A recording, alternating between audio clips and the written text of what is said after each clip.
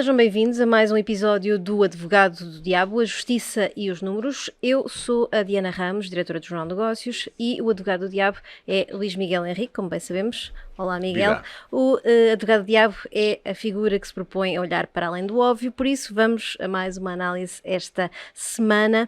E o primeiro tema que trazemos a este videocast é a acusação do Ministério Público no caso BES Angola. Já tocámos nele na semana passada, mas agora conhecem-se mais detalhes que foram divulgados à medida também que se conheceu a acusação durante a semana. O BESA foi um sorvedor de dinheiro para o BES e, no fundo, quem é que alimentou em Luanda? Percebemos da acusação que Álvaro Sobrinho e a família são acusados do desvio de largas centenas de milhões de euros. O BESA foi um sorvedor? Sim, claramente. Mas, sinceramente, não há muita... essa não é a novidade. Já se conhecia um bocadinho que tinha acontecido isso. Já se isso? conhecia um bocadinho tudo isso, constava-se nos corredores de política, nos corredores de finanças, nos corredores das empresas. E, verdade, seja dita, há que colocar os pontos nos is. Durante muito tempo, Portugal e algum establishment, quer da parte da finança portuguesa, quer da parte do setor político, fizeram muita vista grossa a um conjunto de situações que sabia. Por necessidade, porque dava jeito, na altura. O que é facto é que isso aconteceu. Agora, de forma muito clara e muito objetiva, a tua pergunta, sim, o BESA foi um servidor de dinheiro do BES. E o Álvaro Sobrinho neste processo todo?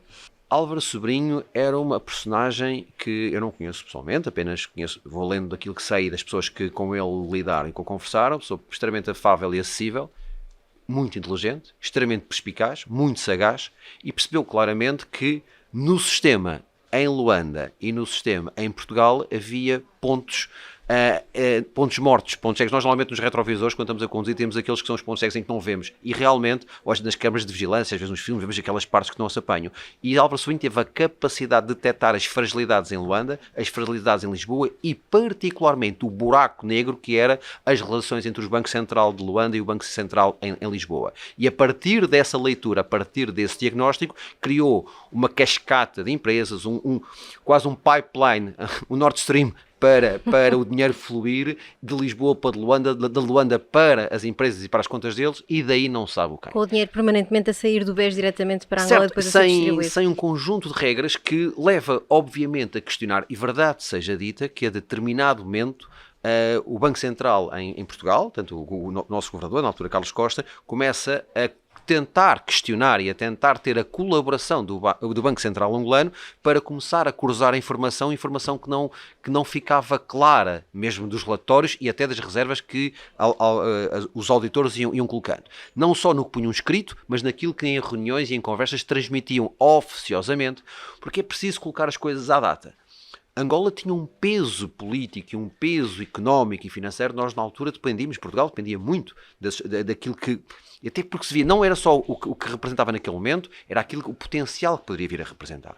E por todas as razões, e mais algumas, questões até históricas e culturais, outras mais conjunturais do ponto de vista económico, havia uma delicadeza enorme em tratar tudo o que se relacionasse com Angola e tudo o que era, de alguma forma, a penetração das entidades portuguesas ou das marcas ou dos empresários portugueses em Luanda. Esse cuidado existiu. Não sei se o cuidado foi excessivo, só quem à data que estava no poder é que poderá fazer, quer no poder político, quer no poder regulador, mas o que é facto é que o bloqueio foi total. Nós hoje sabemos que o Banco Central de Angola não colaborava, não partilhava informação, entendia que não o devia fazer. Com que proteção, com que objetivos, nós não sabemos. Por isso é que eu acho que a história mesmo da acusação é aquela que as autoridades judiciais portuguesas podem contar. A acusação do Ministério Público é, para mim, apenas e somente uma parte da tese, uma parte da teoria. Não sei se todo o dinheiro que chegou às mãos de Álvaro Sobrinho foram apenas para Álvaro Sobrinho.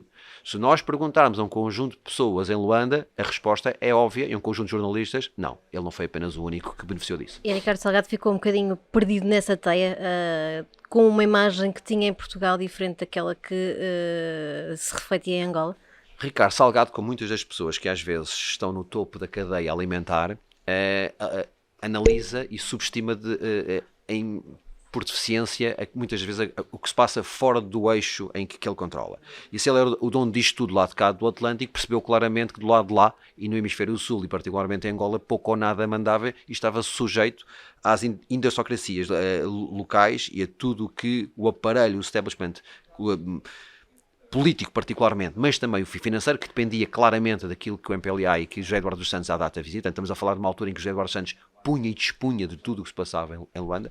Hoje em dia, e vejo mesmo estas questões, João Lourenço agora, já em pré-eleição, é ele que afirma, não sou eu, que o principal problema de Angola no evoluir é a corrupção. É uma corrupção endémica, é uma corrupção que tem que ser atacada se Angola quiser evoluir. Ricardo Salgado não percebeu que a sua capacidade de influência, o seu poder e a cadeia de comando dele terminava assim que desembarcava em Luanda, porque ali mandam outros, e isso ficou claro.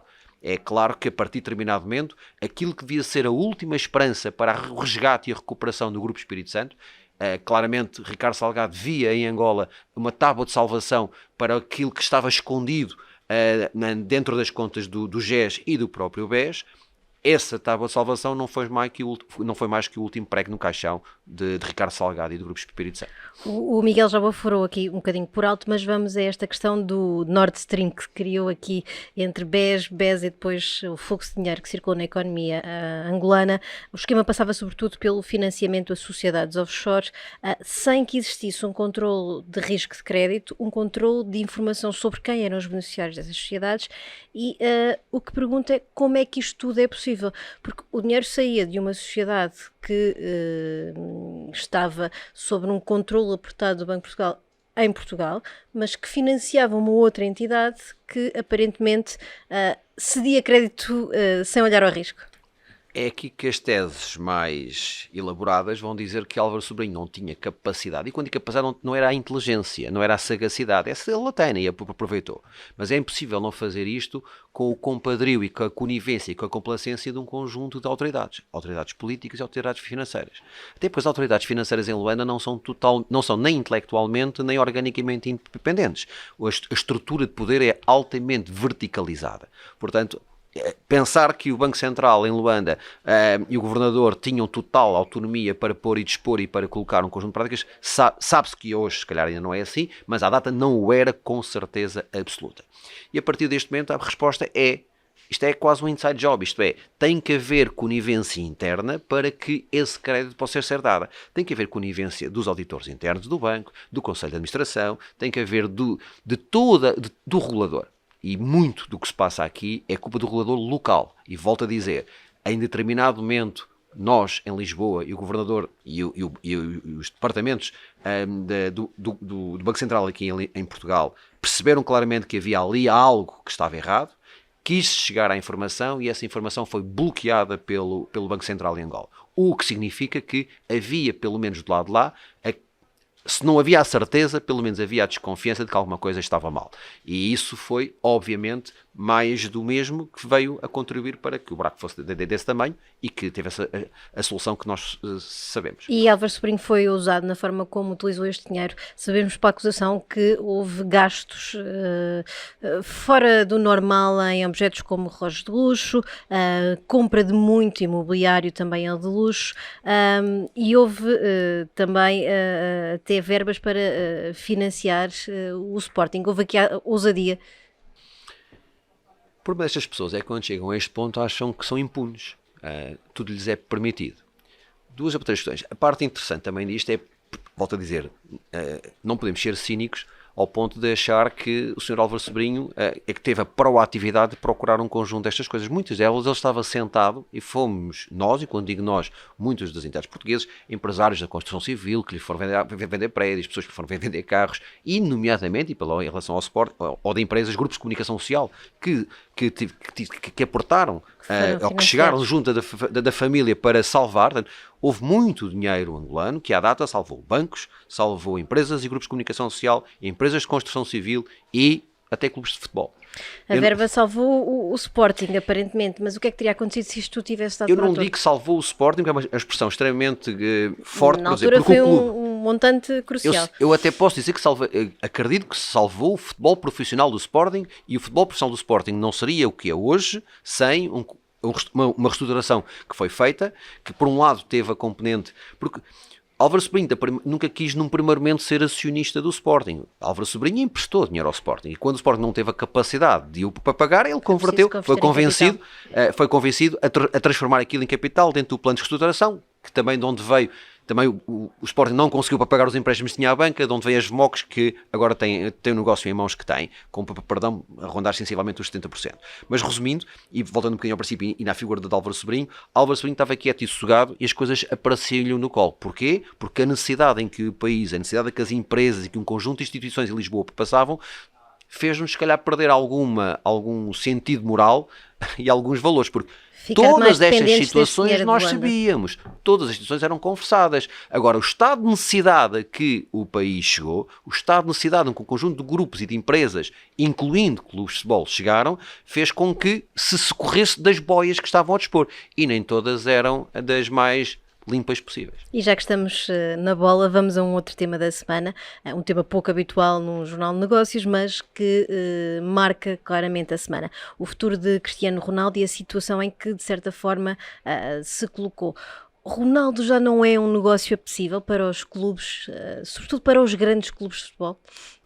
O Cristiano continua a ser um negócio e um ativo apetecível para qualquer presidente ou CFO de um clube. Qualquer presidente excêntrico, que nomeadamente queira uma agenda mediática ou queira colocar o seu clube na primeira linha mundial, que queira satisfazer a vontade de um conjunto de adeptos onde não hajam anticorpos, e qualquer CFO vai ficar contente por o receber. Porquê? As receitas de merchandising, as receitas de merchandising, as receitas de bilhéticas, as receitas de patrocínios disparam estratosfericamente. O problema não é isto, o problema é que ele, apesar de ser uma marca, é, na sua essência, um jogador de futebol. E um jogador de futebol que, com um conjunto de limitações, condiciona tudo aquilo que é vertente desportiva.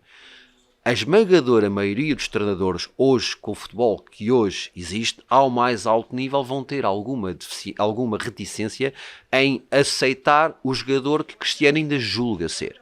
Porque há uma grande diferença entre aquilo que Cristiano julga ser e aquilo que ainda entrega.